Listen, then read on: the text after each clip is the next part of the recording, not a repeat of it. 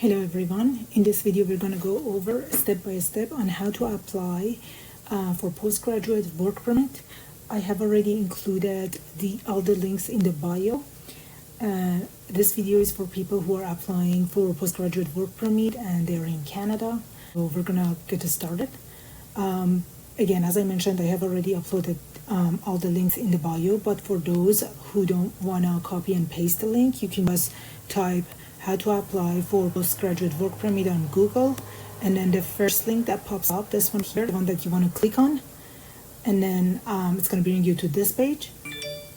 Then you're going to scroll down, and then you're going to click inside Canada for this question, where you're applying from, and then you're going to scroll down. First thing first, we have to create an account. I'm going to go over step by step on how to create that account.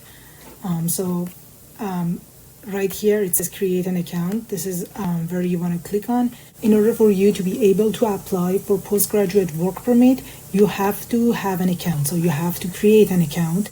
In this account you can send your application, you can pay your fees, you can submit your application, and you can also check the status of your application. So this account is very important. Make sure you have access to this account. Again, you need this account in order to submit your application, pay the fee, and check the status of your application. So we're going to click on create an account or sign in, and then when you're here, you're going to scroll down. It's going to give you two options: create an account and sign in. If you already have an account, just go ahead and sign into the account, but if you don't, we're going to go ahead and create one. In order to create an account, you just have to click on register for an account, and then it's going to bring you to this page. It's going to give you two options in order to create an account. First option is using username and password, and then the second option is if you want to sign into your account through your bank account information. You can choose either of the options in order to create your account. I am going to choose option number one, and I'm not going to show you in this video how to create an account through your bank account. If you need help with this one, you gotta let me know in the comment, and I will try to make a short video on how to create an account through your bank account later. But again, in this video, we're not gonna create an account using option number two. We're gonna go ahead with option number one, which is username and password, and we're gonna create an account through username and password. We're just gonna click on register with GCKey username and password, and then it's gonna bring you to this page here. Then you can simply on the right side of the page, you can just click on sign up option right here on the right side of the page. When you click on sign up option, it's going to bring you to this page right here, and then you click on I accept. It's the terms and conditions. You just have to click on I accept. Then you have to create a username. We're gonna go ahead and say the username is Music Ross. We're going to click on continue.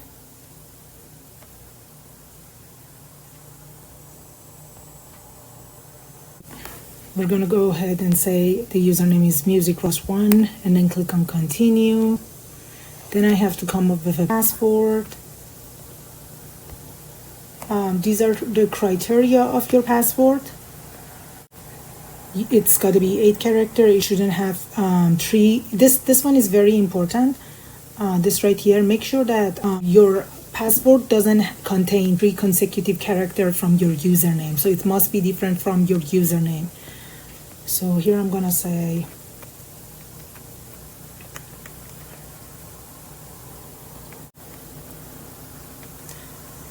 okay. When you meet all the requirements, you'll see that you get a green checkbox on the left side of all these checklists that you must meet. Then when you're done choosing your password, you click on continue.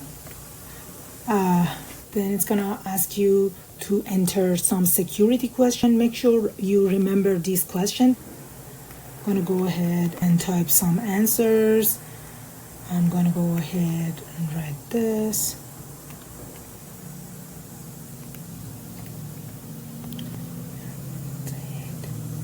I'm going to say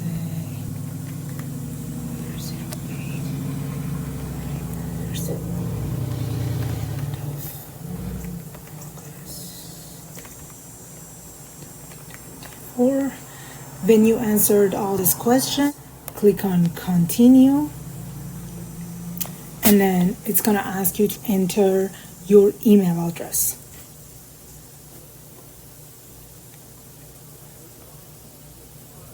After you're done entering your email address, you click on continue.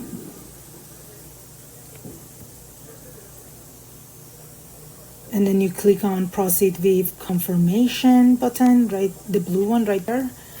And then you click on continue again. Then they will send you a code, a confirmation code to the email address you just provided. So you have to type the code here in this box right here. After you type the code in here, you click on continue. And now it's letting you know that you have successfully added your email. Then you click on continue again, and it's and then it says welcome, and then your username. Then you click on continue again. Then it's gonna ask you to choose a method of authentication. This is very important. Every time that you sign in, they're gonna ask you to, if you enter use your email address, if you enter use your email address method for your two-factor authentication, then they're gonna send you a code to your email address every time you sign into the account. So you have to choose which option you're more comfortable with, whether it's use your desktop device, whether it's use your smartphone or tablet, or whether it's use your email address. I am going to go ahead with use your email address. But again, as I mentioned before, make sure you choose the option that you're most comfortable with, because every time you sign into the account, they're going to ask you to confirm that it's you logging into the account. So if you're using your smartphone or tablet, then make sure that you're comfortable to use that for the rest of your application process. Or if you're using your desktop device, make sure you're comfortable to use that for the rest of your application process. Again, I believe the easiest one for me is the email address, because I do have access to my email address 24/7. So I know that this will not be a problem. So I'm just going to go ahead and choose this option. I'm just going to click on set up your email. I'm going to scroll down. Then I'm going to click on I accept. Then I have to enter my email address one more time here.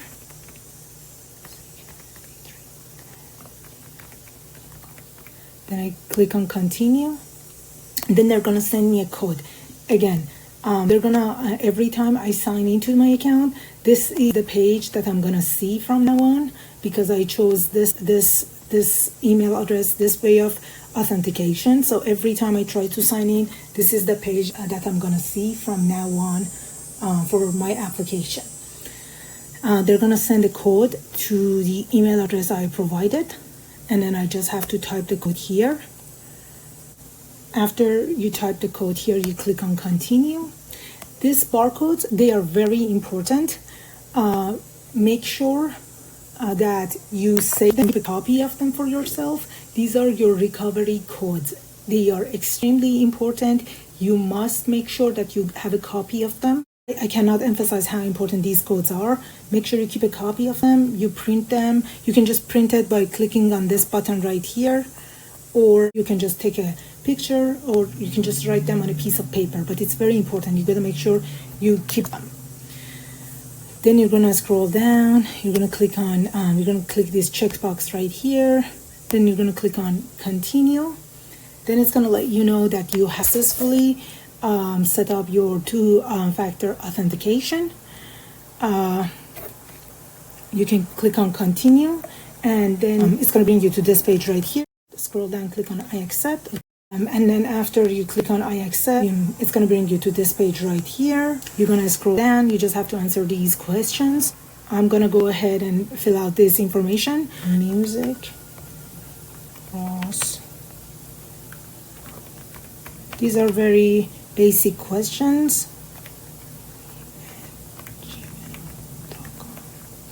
Then it's going to ask you for your preferred language of notification. We're just going to say English.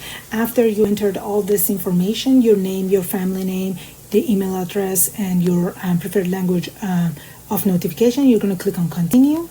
And then it's going to ask you to answer another set of security questions. Again, these are very important. Make sure you remember the answer to these questions. You have to come up with your own question. So just type any question that's, easy for you to remember. After you're done typing the questions and answers that you will remember, then you're gonna click on continue. And then your account is finally created. This is your account. And from now on, if you wanna check the status of your application, if you wanna pay the fee for your postgraduate work permit, or if you wanna submit your postgraduate work permit application, this is the account that you must sign into, and you can just check the status, pay the fee, and everything else, do everything else in this account right here. This is your account. In order for you to be able to apply for postgraduate work permit, 4 steps that you make sure that you have to follow. The first step is to make sure that you have all the documents. This can be your diploma, your transcript, the degree that you got from the institution, or a bachelor degree, any degree that you got, along some other documentations that, again, I am going to go into more details about this part later in this video. Just bear with me. Then you want to complete the application for post-graduation work permit. Then you want to pay the fee, and after you paid the fee, you can submit your application. So in order to figure out what documents you need to apply for PGWP, you must download the document checklist. The document checklist shows all the forms and documents that you must have and you must submit to IRCC for your PGWP application. You can download the document checklist from this page, and I have already included the link for this page in the bio. Just click on the link in the bio and it's going to bring you to this page here. Then when you're here, you can just click on step 1, get document, and it's going to bring you to this section right here. Then you want to go ahead and click on document checklist. This is where you want to click on. Then it's going to show you that this document checklist was last updated in October 2024. This is the one that you want to download. You want to go ahead and click on the link. When you download the document checklist, it's going to bring you to this page. This is the document checklist for, again, 2024. We're going to go over it together. So let's begin. Before I start, I need to let you know this document checklist is one of the forms that you need to submit with your application. So make sure you submit this document checklist along with your other documents to IRCC for your PGWP application. So let's begin going over this document checklist together. So the first part of this document checklist is talking about the forms that you should attach to your application. The only mandatory form is this one right here. Application to change condition, extend my stay or remain in Canada, IMM 5710. This is the application for PGWP. This is a must do. You must fill out this application. You must upload, after you fill out the application, you must upload it in your PGWP account. This is the application that shows that you're applying for postgraduate work permit. As I mentioned, this is mandatory. This is something that everyone must submit. So make sure you download this application and make sure you fill it out. So for the sake of this video, we're going to go ahead and say that we have already filled this application.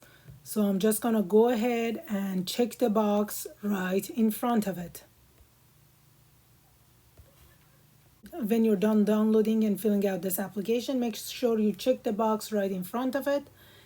Then the next form is use of representative, and this form and number 2 and number 3, and this form, authority to release personal information to a designated individual, these forms are not mandatory. You do not have to do them if you don't have a representative or if you don't want IRCC to share your information with anyone. So use of a representative, this form right here is only for people who are using a representative.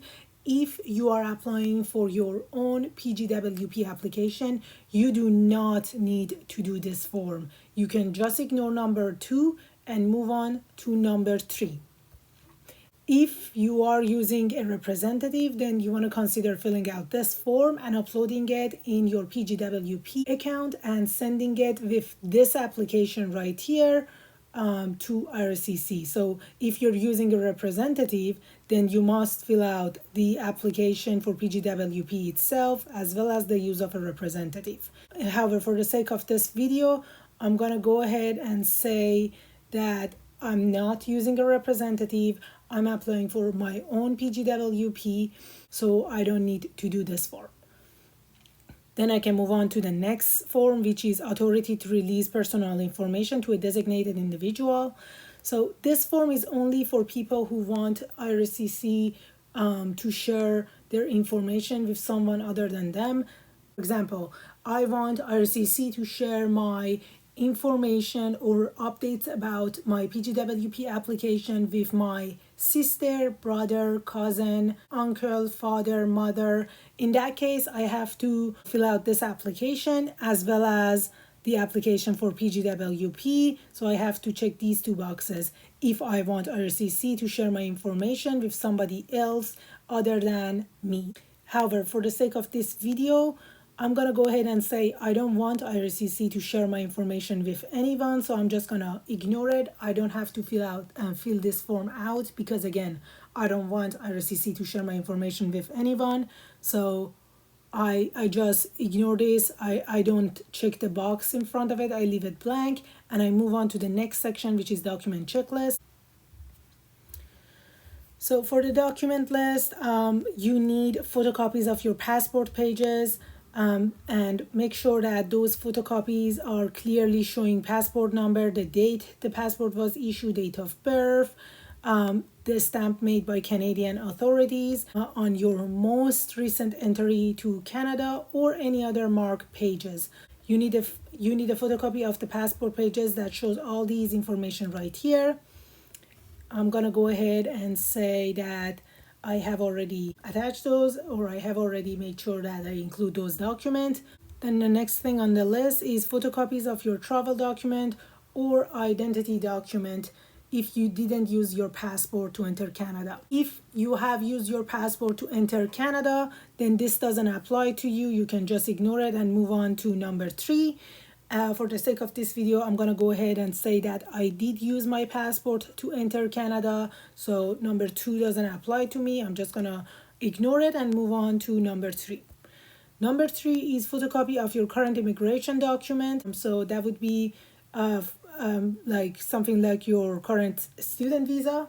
You want to make sure to include the photocopy of your current immigration document. I'm going to go ahead and say that I am planning to attach that document. So I'm going to check the box right in front of it.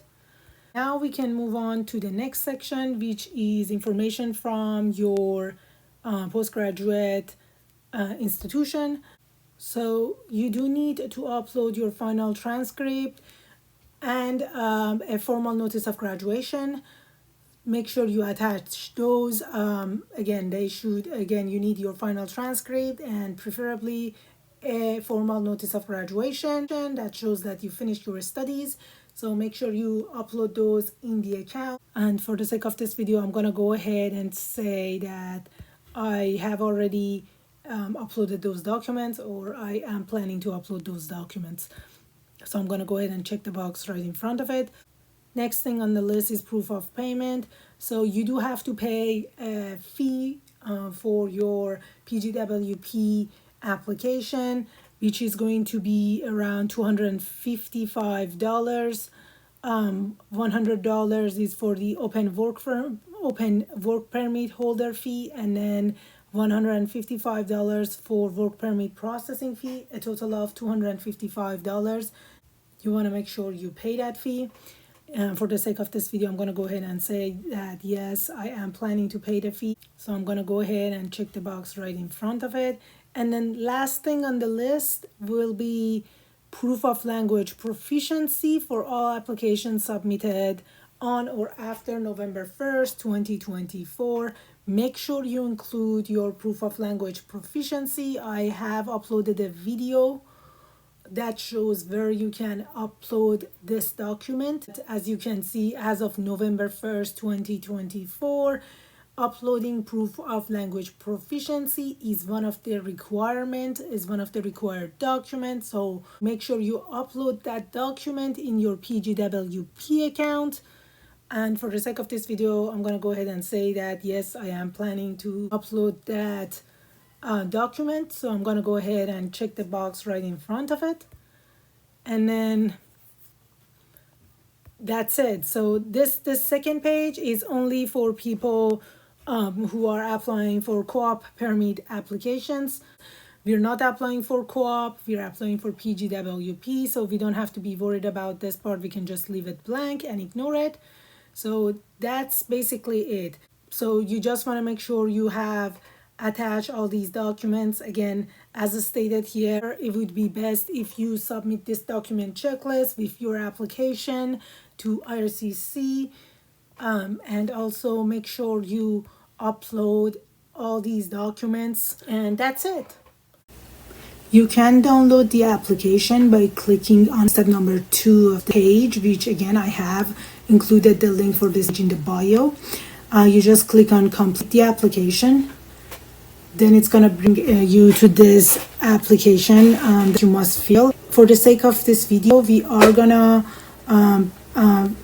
say that we are single, and I don't want to use any representative. I don't want to have IRCC to share my information with anyone. And again, I'm single. So if you're single and you don't want to have IRCC to share your information with anyone, and if you don't have any representative, this is the only application that you must download and fill and upload in your account and submit to IRCC. But if you're planning to use a representative, then you must fill out this application, as well as this application, use of representative. If you just want to make sure that IRCC share your information with a third party, then you fill out this application and this application. And if you're not single, you fill out this application and this application. But again, for the sake, and if again you're just a single person, you don't have any representative, you don't want to share your information with anyone, this is the only thing that you must download and fill out. The first option, application to change conditions or extend your stay in Canada. This is the application that you must download and fill out if you're single and you do not want to represent or you do not want to share your information. For the sake of this video, we're going to say we're single, we don't have a representative, we don't want IRCC to share information with anyone, and so we just have to download this application right here, and I just have to fill out this application. So after you download it and open the form, this is the form that you must fill out. Make sure you're filling out the right form. If you have the right form, then we can just start filling out this application. So again, this is the application to change condition, extend my stay, or remain in Canada. You got to make sure you're filling out the right form. So for the first question, it's asking for your UCI. You're just going to type your UCI. You can find this on your student visa. Then you're going to choose if you want the service to be in English or French. We're going to say in English. Then you have to choose what you're applying for, which is going to be this one, apply for work permit for the first time with a new employer. After you can just move on to the next section, which is personal details. This is asking for your full name, and it must be as it's shown on your passport, so it must be all in capital. we're just going to say Ross. For the given name, we're just going to say music. Then it's asking if you've ever used any other name. If not, then you click on no. If yes, and as you can see, when you click on no, it will black out these sections, so you don't have to fill them out. It doesn't. You don't have to fill them out. It will let you know that you don't need to fill them out. But if you say yes, it's gonna ask you to start filling these sections.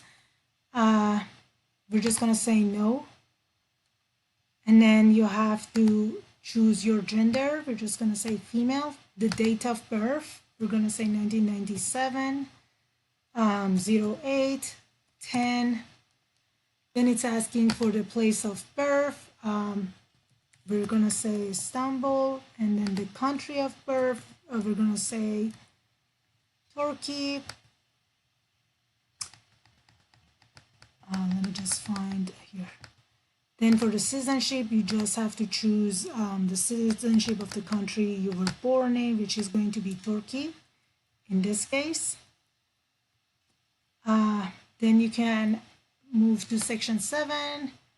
It's asking for your current country or territory of your residence. It's going to be Canada. The status, you are still a student, so you're going to pick a student. So for the dates, for the from date, it's going to be the date that you first arrived in Canada. So this is going to be the first date that you arrived in Canada. So if you arrived in Canada in 2020, the first date that you entered Canada, this is going to be the date that you must include it here. We're going to say it was 2020, 08/15. And for the to date, it must be the date that your student visa expires. So the date on your student visa, there's an expiry date on your student visa. That's the date you must include it here. Again, the from date is the date you first entered Canada, and the to date is the expiry date on your student visa. So if the study expiry date on your student visa is 2024-08 31st, you want to make sure you include that here. Again, this is the date of expiry of your student visa. This date is the date of expiry on your student visa.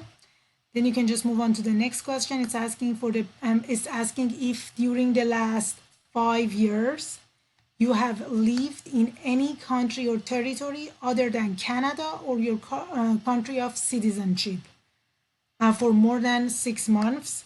So the country of citizenship in our case is Turkey. We said it's Turkey. So if it's asking if you during the past 5 years you lived in other countries other than Canada and in our case Turkey for more than 6 months. So if you haven't lived in any other country other than Canada and your country of citizenship for more than 6 months, you just click no. And if you have, let's say that you have lived in United States for more than 6 months, then you just click yes and you start filling out these sections.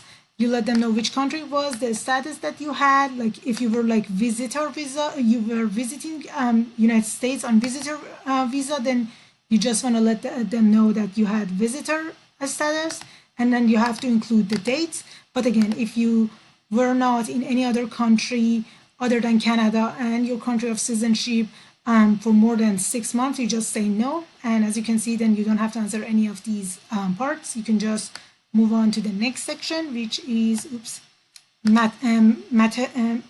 marital status. We're gonna say we're single. If you say you're married, then you have to answer these sections, section B and section C. But section C is here. But if you say, here, let me show you. If you say you're married, then you must answer these parts. If you say you're single, you don't have to answer them. You can just move on to the next section. Also, if you say, where is it? Also, if you say you're married, you must also make sure you answer section D as well. And then you can, but if you say single, you don't have to answer that. Then we're gonna go to next page, which is, okay, right. So now it's asking for personal details. It's asking if you have previously been married or in a common law relationship. If yes, then you must make sure to include those information here. And if no, then you don't have to answer any of these questions. You can just move on to the language section. It's asking for your native language. We're gonna say Turkish. Let me just, where is it? Okay, I'm just gonna say Turkish. Then it's asking if you're able to communicate in English or French. We're gonna say English. Then it's asking if you have ever taken a test from a designating testing agency to assess your proficiency in English or French. I did IELTS before, so I assume that's what they're asking, so I'm just going to say yes. Then it's asking for your passport information. This is very easy. You just look it up on your passport. It's asking for your passport number. Then it's asking for the country that your passport was issued and the date of issue of your passport and expiry date. These information can be found on your passport. Just look at your passport, then you will be able to find those information.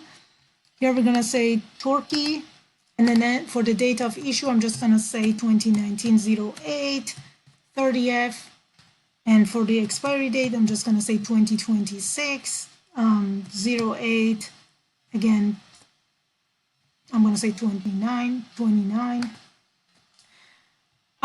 Then you can see that these questions were automatically, you can see that they were automatically, what they call filled.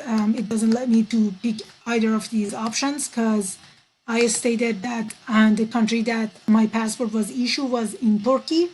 But if it was in national Israel passport, or if it was issued by the Ministry of Foreign Affairs in Taiwan, then it wouldn't be automatically blacked. I had to answer those questions, but because I stated that the country that my passport was issued in was Turkey, then they were automatically, these question number 5 and 6 were automatically answered for me, and they were automatically blacked. And then we move on to the national identity document. It's asking if you have a national identity document. I don't. If you guys have, you just choose yes, then fill out these boxes. If you don't, you just click on no. Then it's asking if you have a green card. I don't. If you have, you just have to click yes and answer these 2 boxes. But if you don't, you just click no. Then we can move on to the contact information. So it's asking for your current mailing address. If you have a PO box, make sure to include it here. If not, just leave it blank. If you're living in an apartment, this is where you want to have the unit number. If you're not living in an apartment and it's a house, you just leave this part blank. You move on to this section. We're going to say it's an apartment. We're going to say it's the unit number is 201. Then it's asking for a street number. We're going to say 34. A street name, we're going to say it's Pharmacy Avenue, Toronto, Canada. And then province, it's Ontario. And postal code, I'm just going to say it's 1M1, 2M2. Then it's asking if you're residential. Oops, right. You're right.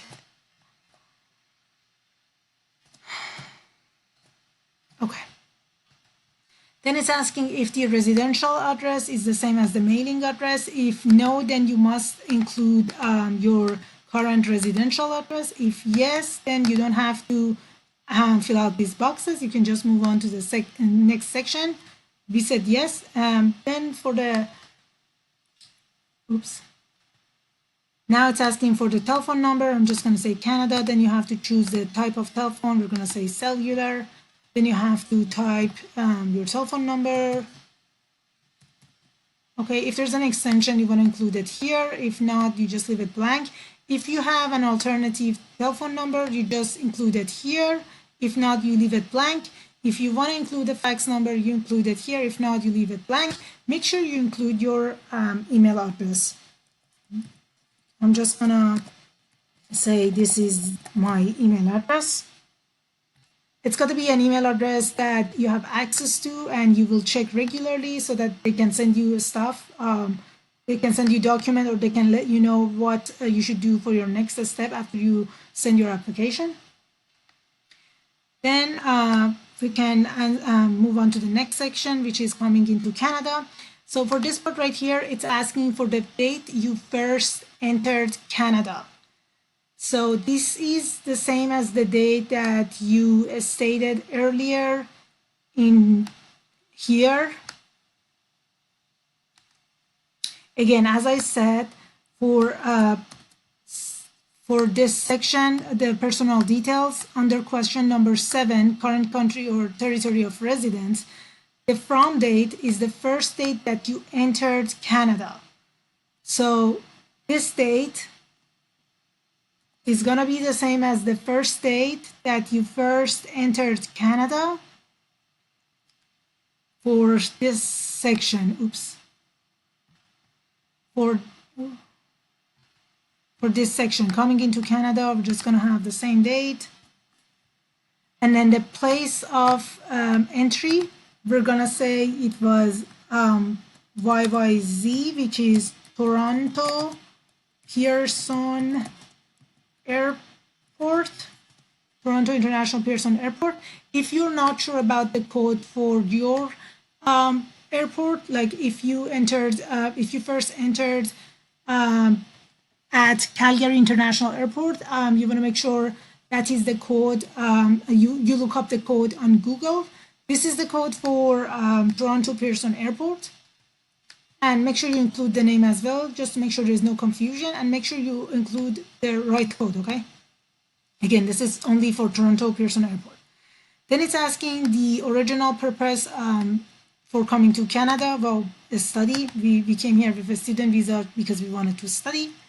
Then it's asking if you've ever, the date of your most recent entry to Canada, if it's not the same as the original date. So if you never left Canada after this date, then you can just leave this part blank and move on to the next question. This question right here, if you left Canada after this date multiple times, like if you left Canada after these dates 4 or 5 times, you want to include the date of your most recent entry. So the last time you entered Canada, when was it? You want to include that date here. And where was it? Like the place, which airport was it? And then again, but that's only if you have left Canada. If you haven't left Canada after entering to Canada on this date, you just leave this part blank. You move on to the next question. We're gonna say that we never left Canada after that date, and we're gonna start filling out. We're gonna move on to next question, question 4. It's asking for it's asking to provide the document number of your most recent visitor record, a study permit, work permit, or temporary resident permit issued to you. So in this case, it's gonna be your the document number is going to be the a study permit. It's going to be found on your study permit. You just want to include the date that shows that is shown on your study permit. The document number, you want to include it here. We're just going to say this is it. You can find this date. You can find this number on your study. I know this is not valid, but I just wanted to type something.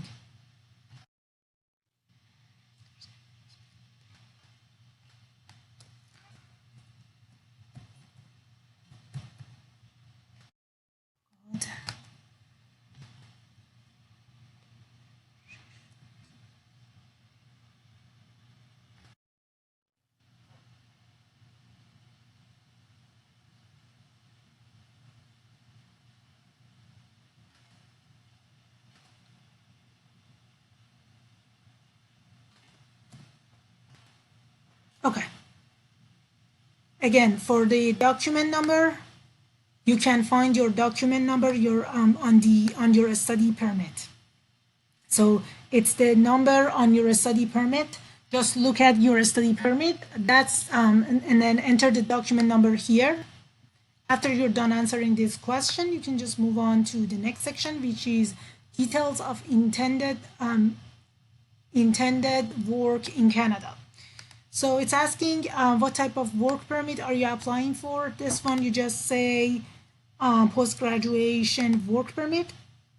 Then for questions 2 to 7, for this question 2, 3, 4, 5, 6, and 7, you can just leave them blank because this is the first time you're applying for your work permit. So you can just leave these parts blank up till question 7, and then you can just move on to question 8. Again, after you pick this option, post-graduation work permit, this is your first time you're applying for your employer. Just you can just leave these parts blank. Questions 2 to 7, you can just leave them blanks, and then move on to question 8. It's asking if you have been issued a certificate under provincial nominee program. I haven't. If you have, then you click yes, but I haven't, so I'm going to click no. Then it's going to ask for your educations. It's asking if you have, it's asking if you've had any post-secondary education. We're going to say yes. So for the from date, you have to type the date that your program started. In our case, it started in 2020 September. You have to, if your program started in winter, then you have to type the right date. Again, my program started in September, so I'm just going to say it started in September. Then it's asking for the field and level of study. I am going to say the field of study was business. Then it's asking for the school name. I'm going to say it was York University. Then for the location of York University, we're going to say it was in Toronto. Country, Canada. And for the province, Ontario. And for the to date, that's the date that your program ended. I'm going to say 2024. I'm going to say 04. So again, from is the date that your program started, to is the date your program ended. Then you can move on to the next section, which is employment. It's asking for the past 10 years of, it's asking for your employment history for the past 10 years. So if you were working before you come to Canada on the student visa, you must include that here. You gotta start with your most recent, oops. So you have been, let me just, give me a sec. So you want to start with your most recent occupation for section 1. And then if you've been doing multiple jobs, then you can just fill out section 2 and section 3. And if you ran out of space, if you need more space to give more information, you can just attach it in your letter of explanation. And again, you gotta start from the most recent one and type it here. And this is gonna be, and you wanna make sure to include everything. And you start from the most recent one and you go down, all the way down to the oldest history that you have. If you run out of a space, then just include the remaining information in your letter of explanation. And if you haven't done any jobs, and you got to make sure it's only for the past 10 years. You don't need to include anything more than that. If you never worked during the past 10 years, you can just leave these parts blank, or you can just write NA. You can just leave them blank. And then you can just move on to the next section, which is background information. So this section is for people who are 18 years or older. So for the first section, it's asking about, it's asking if you or your family member have had tuberculosis within the past 2 years, or if they have been in contact with someone who's had tuberculosis.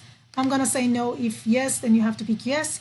Then it's asking if you have any physical or mental disorder that would require social and or health services other than medication. during your stay in Canada. Again, it's no for me. If yes, then you have to pick yes. If you pick yes for any of these questions, you have to make sure you provide explanations for that question here. So let's say that I say yes to this question, then I have to explain about it here. But again, if you say no, then you don't have to explain about anything. For the second question, it's asking if you have ever remained beyond the validity of your status, or if you've ever attended a school without authorization, or if you've ever worked without authorization in Canada. No, I haven't. And then it's asking if you've ever been refused a visa or permit or denied entry or ordered to leave Canada or any other country or territory. No. It's asking for section C, it's asking if you've previously applied to enter or remain in Canada. I'm going to say no. Again, if you say yes to any of these questions, you have to provide explanation here. If you say no, then you don't have to provide any explanation. Then you can move on to question 3. It's asking if you've ever committed a crime or have been arrested or been charged with convicted of any criminal offense in any country or territory. I have not. So if you have to click yes and you have to provide an explanation. If no, then you just click no. Move on to the next section. So for question number 4, it's asking if you've ever served in any military or civil defense, or you've served in a security organization or police force. I have not. If yes, you click yes, provide explanations. Question 5, it's asking if you've ever been a member or associated with any political party or group or organization which has engaged in or advocated violence as a means to achieve a political or religious objective. I have not. If yes, you click yes. Have you ever, question 6 is asking if you've ever witnessed or participated in an ill treatment of prisoners or civilians. I have not. So I'm going to click no. Then for this question, then for this part, signature, this is the easiest section. It's asking if you consent IRCC to contact you in future. I'm going to say yes. For your signature, you can just type your name. I'm just going to say Music Ross. And then you can just type the date that you were signing this signature. Now, this is, then you can move on, and this is the most important part of the application. You must click on the validate button. If you have missed any section of this application that you were supposed to fill out, but you didn't, then this is going to give you an error. But if you have filled all the sections that you were supposed to fill out, then it's going to give you the barcode, which is what you need. I'm going to click on validate. As you can see, I got an error. So that means I didn't fill out all the information correctly, and I have to fill out this section. When you click on OK, it's going to bring you to the section that you haven't filled. So as you can see, I didn't fill out this section and I got an error message, and it's not letting me to get those barcode that I'm looking for, and it doesn't validate my application. So when you see this, that means you have to fill out this this boxes. You have to fill it out in order to be able to actually validate your application. So we're just going to fill it out. So it's asking again for your employment history. You got to start with your most recent one. We're going to say it's in 2018. The month was 05. It's going to say, we're going to say it was a sales woman. The company I worked for was called Red Rose Clothing, and then the city was Istanbul, and the country was Turkey. And then for the dates, I'm just going to say 2019, 10. Oops. 10. Okay, now you can see that I don't have those red boxes anywhere else in my application. Now if I click on validate, get this message that says validation completed successfully. Please print the entire application and sign and date the last page. And this page contains barcode that facilitates the entry of your application. Again, you don't need to do that. You can just upload it. If you're applying online, you don't need to sign your application form by hand. You will be asked to provide an electronic signature once you're ready to transmit your document to CIC. I will show you how you can do that later in this video when we are actually trying to submit our application. But for now, all you have to, again, you don't need to print your application and sign or date anything. Don't do this part, okay? You're not applying on paper. This is only for people who are applying on paper.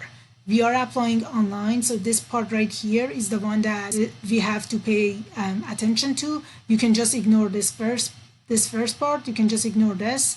You will need to sign your application once you're uploading the document and once you're sending it to IRCC from your account. I will show you that later in this video, but for now we can just click on OK. After we see this validation completed successfully, we can just press on OK.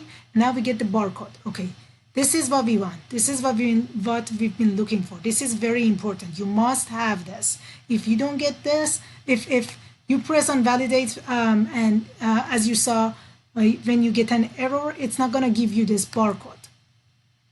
So, but if you have done this application 100%, if you have answered all the questions that you were supposed to answer, then when you press on validate, when you press on this button, you're going to get this barcode that we want.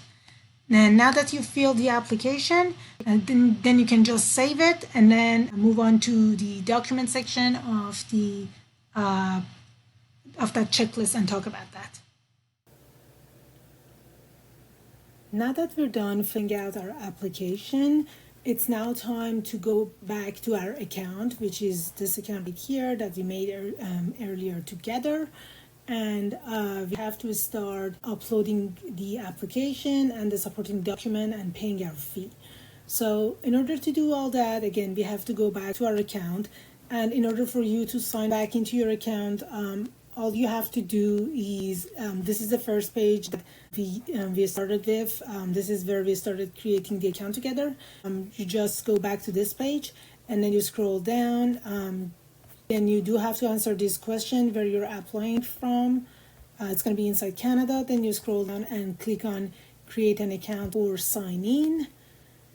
Then it's going to bring you to this page here. Then you have to choose that you want to sign in. We did use username and password to create account. So the first option is the one that we want to click on. If you use your bank account to create an account, then you want to use the second option to sign in. But again, we use username and password to create an account. So this is the one that we want to sign in. Then you can just go ahead, enter your username and password, and then they're going to send you an email. They're going to send you a code to your email, and you want to type that code, and you can just sign into your account, which is this account right here. After you're signing into the account, then it's now time to actually start uploading the documents. So in order for you to start uploading the documents and pay the fee and submit your PGWP application, you have to scroll down. You have to, under start an application, there's this option, apply to come to Canada. Right under start an application, it says apply to come to Canada. This is where you want to click on. Then you want to scroll down, all the way down.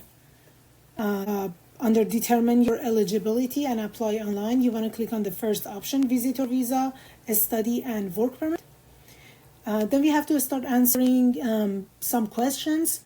So let's do it together. First question is, what would you like to do in Canada? We're applying for PGWP, and we want to work, so we're going to choose work. How long are you planning to stay? It's going to be temporarily, more than 6 months. And then it's asking for the code that matches the one on your passport. In my case, for my passport, it's going to be Turkey. I have to pick Turkey. You got to look at your passport and pick the right code. If your passport was issued in India and the code that matches the one on your passport is for India, then you want to pick India. That depends on your passport. or just look at your passport. Then the next question, what is your current country or territory of residence? If you're presently in Canada, then you should select Canada. So we are in Canada, we're going to just go ahead and pick Canada. It's asking if you have a family member who is a Canadian citizen or permanent resident who is 18 years or older. If you have, just go ahead and click yes. If you don't, just go ahead and click no. I'm just going to say yes. But if you don't, that's totally fine. Just go ahead and click no. Then it's asking for your date of birth. Let me just pick the date of birth here. August, I'm going to say August 4th. Then we're going to say next, and we're going to start answering some more questions. It's asking if you're a permanent resident of United States or if you have a valid U.S. citizenship. No. Next. Then it's asking for your immigration status. We are currently a student, so we are going to say a student. Then we're going to click on next. It's asking if you plan to work on campus. The answer is no. Click next. Then it's asking if you're a full-time student at a participating post-secondary institution and want to work off campus up to 20 hours per week. That's a no, because we are applying for postgraduate work permit. That means we have finished our studies and we're no longer a full-time student. So that's going to be no. It's next question. Have you recently graduated from a participating Canadian post-secondary institution for which your study program was a full-time and a minimum of 8 months? Yes. Next question. Is your work an essential part of your studies? That's no, it's not. So I'm just going to pick no. Then we're going to click on next. It's asking, have you been told by an IRCC office that you are approved in principle for permanent residence in Canada? No. Have you submitted a permanent resident application in Canada? No. Do you have a written job offer? No. Then we're going to click on next. Next question is asking, do you have an official letter from your school that confirms you've completed your study program as well as a copy of your final transcript? That's a yes. Then we're going to click on next. The marital status, we're going to say never married or single. Then it's asking, what is your province or territory of destination? If visiting multiple provinces or territories, select the one in which you will be spending the most of your time. So I'm going to go ahead and pick Ontario. I am in Ontario. I'm planning to stay in Ontario, so I'm just going to pick Ontario. Then it's going to bring you to this page. So this is where you want to pick the graduate work permit in Canada option. You want to click on continue right here. You're clicking on the right option. The second one, postgraduate work permit in Canada, this is the one you want to click on. This is the one that we are filling out the application for and we're planning to apply for.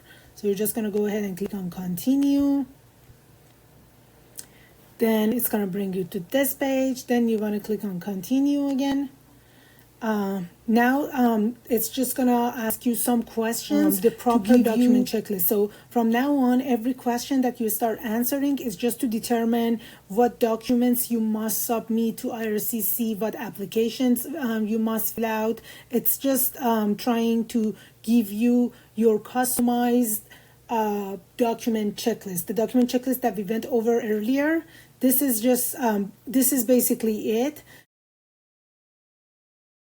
So again, this part of the application here, it's just asking you some question to give you your customized document checklist. I'm going to go ahead and answer the question, and I'm going to show you what I actually mean by this. So it's asking if you have an official letter from your school that confirms you've completed your studies as well as your final transcript. Yes.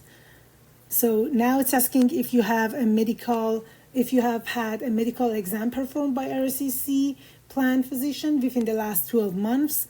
I don't. If you have, then you want to go ahead and click yes. Then it's going to bring you to this page. If you click no, it's going to bring you to this page. This is just saying that a medical exam is needed for people in these categories. The first category is people who want to stay in Canada for more than 6 months and have lived in another country for more than 6 months in the past year. If you're planning to stay in Canada for more than 6 months and during the past year you were living in, let's say, Afghanistan for 6 months or more, for more than 6 months, let's say you were living there for 7 months, then you must, for this question right here, do you fit into one category? Then you must say yes. But if you haven't lived in any other country other than Canada for more than 6 months during the past year, then you do not fit in this category. And the answer to these questions for most of the applicant is no. The second category is for people who intend to work in one of these jobs. If you plan to become a medical student, or if you plan to become a health science worker, then you have to say yes to this question again. But again, if you don't fall into either of these categories, the first bullet point and the second bullet point, if you don't fall into either of those categories, you just pick no. So I don't want to work in any of these jobs here, and I was not living in another country for more than 6 months during the past year besides Canada. So the answer to this question will be a no for me. Again, if you didn't live in any other country but Canada during the last year for more than 6 months, and if you do not want to work in any of these categories, you just pick no, and then you move on to the next section. Is basically the same question. It's asking if you intend to work in any of these jobs. Again, I said no, and I'm not planning to, so I'm just going to pick no, and I'm going to click on next. Then it's asking if you want to submit an application for a family member. I'm going to pick no. And here it's going to ask you if you're giving someone access to your application. So remember how I told you earlier that if you want to have IRCC share your information with someone other than you, then you must fill out an extra document. This is the document that you must, here, oops. So as I said before, if you want IRCC to share your information with someone other than you, you must fill out an extra form, which is this one, which is this right here. Or if you want to have a representative, then you must also fill out this form. So this part of the application is basically saying the same thing. It's asking you, are you giving someone access to your application? If you say yes to this part, then you have to fill out extra applications. Like if you want to have someone to be your representative, then you have to fill out the application that is appropriate for having a representative. Then, or if you want to have IRCC share your information with somebody other than you, then you want to fill out an application for that. So you're going to have to fill out extra applications if you pick any of these three options. If you say yes to, if you pick any of these three options, then you have to fill out extra applications other than the application that we just filled earlier, application to change conditions. Other than that, you have to fill out some other application. But since we don't want to have RCC to share our information with anyone and we don't have a representative, we're going to say no, and we're going to go ahead and click next. Then it's asking if in the past 10 years you have given your fingerprints and photo for biometrics for an application. That's a yes. Then we're going to say, we're going to click on next. Then it's asking, there are fees associated with the application. Will you be paying the fees or are you fee exempt? The option will be yes, I will be paying my application fee. This is the one that I am picking. Then I'm going to click on next. Then it's asking if you are able to make a digital copy of your documents with a scanner or camera. Yes. Next, will you be paying your application fee online? You do need a credit card to pay your application fee online, so make sure you have the credit card ready. And then you're going to say yes, and then you're going to move on to the next question. Oh, okay. After you're done answering all the questions, You can just go over all the questions, review them, make sure they're right. If there's any mistake, you can just click this button right here, this right here, and edit that section, or edit those questions, or edit the answer to those questions. And then if you see that all the answers are correct and you want to move on to the next section, you just scroll down and click on continue. Then it's going to bring you to this part. This is just a general guideline of everything that you should do. So for example, for step 3 is talking about uploading the document, and it's just giving you some tips when you're uploading the document, like the maximum size for each file, or that you don't need to print your application and sign it by hand. You don't have to do that. And that one file will be allowed per document type. It's just giving you some general information and some tips. It wouldn't hurt if you go over it and try to read them for your knowledge, just to make sure that you know exactly what you're doing. If feel free to go over all this information. And then for the step 4 is just letting you know that you have to pay the fee, and that once you pay the fee, you will receive a payment confirmation page. And when payment has completed processing, you will receive a message with your confirmation number and a link to your payment receipt. When you're done, you just scroll down and click on continue. Then it's going to bring you to this page. This is your document checklist. This is going to show the applications that you must upload and fill out and upload. We've already filled out this application. It's going to show you the supporting document that you must upload. It's going to show you the optional document. For example, section. If you have an explanation letter, or if you have extra document that you want to attach, this is where you can attach them. And the last section is going to talk about the fee, which is $255. And we're just going to go ahead and upload the documents and the application that it's asking us to upload.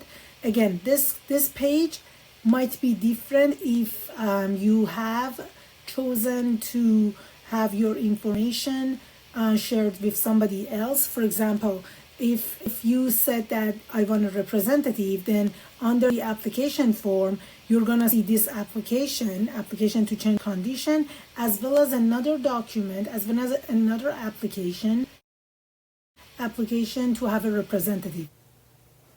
So under the optional document, right in front of client information, this is where you can upload your explanation letter, and this is where you can upload the document checklist. Make sure to include the document checklist, because on the document checklist that we earlier did together, here it says this document checklist is one of the forms that you need to submit with your application. Make sure to include that document checklist. You can just include it, you can just upload it here right in front of client information. This is where you want to attach your document checklist. This is where you can attach any other documents or any other explanation letter that you might have. If you don't have any other documents, if you don't have an explanation letter, if your case is very straightforward, then you're good. You don't have to attach any of those, but make sure you include the document checklist. Then you can just move on to the fee section. And as I mentioned, when you attach the document, this is going to turn green and it's going to says uploaded, like these ones here. And if you don't provide it, it's just gonna, if you don't attach anything, it's just gonna show not provided. Now I'm just gonna go ahead and upload my documents. As you can see, I have uploaded all of the document, as well as the application, as well as my optional document, which again, this is just my document checklist that we filled out together earlier. Again, if you don't have any other document, make sure you still attach your document checklist. And one more thing that I need to make sure to state here, you can only attach one document under each one of this. So in explanation you have there, and you also want to attach your document checklist, and if you have some other like documents, then you can just make them all into one PDF, and then you can just upload that PDF in front of client information where it says upload form. You can just upload all of them in there, but make sure you make them into one PDF.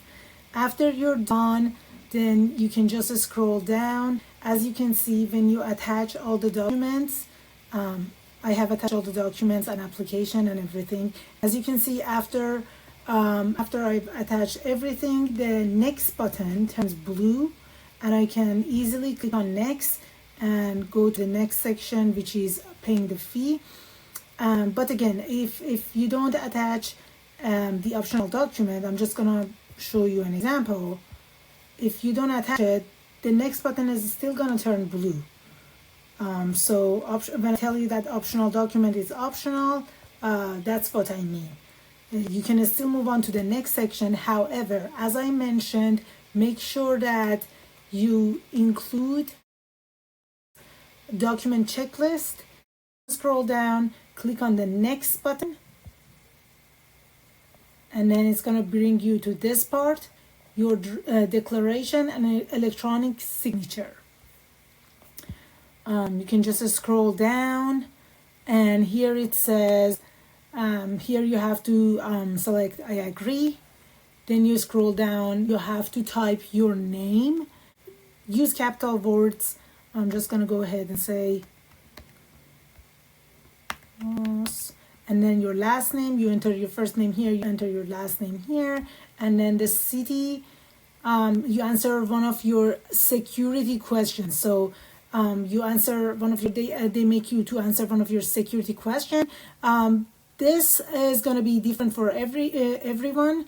So depending on the security question that you answer, this question right here will be different for everyone. This is just the question that I chose for my security question. Yours gonna be definitely different. I'm just gonna go ahead and type the answer to my security question. After I typed it, and I want to go ahead and make sure everything is attached. Just review everything one more time. This is the list of everything that you have attached. This part right here is the list of everything you have attached. This is just a summary of fees. You have to pay $255, and then you have to make sure your name is there, your family name, and then you make sure that you answer your security question, and then click on sign. After you do that, you are gonna scroll down, and then you are gonna click on transmit and pay button. Now it's asking you to pay for your application. You must pay in order for you to be able to move on to the next section, to the next step, which is submitting your application. So we're just gonna click on transmit and pay. Then it's gonna ask you to enter your bank account information. Then you go ahead and enter your bank account information, and you click on checkout, and you can finally submit your application. Hope this video was helpful. Don't forget to like and subscribe.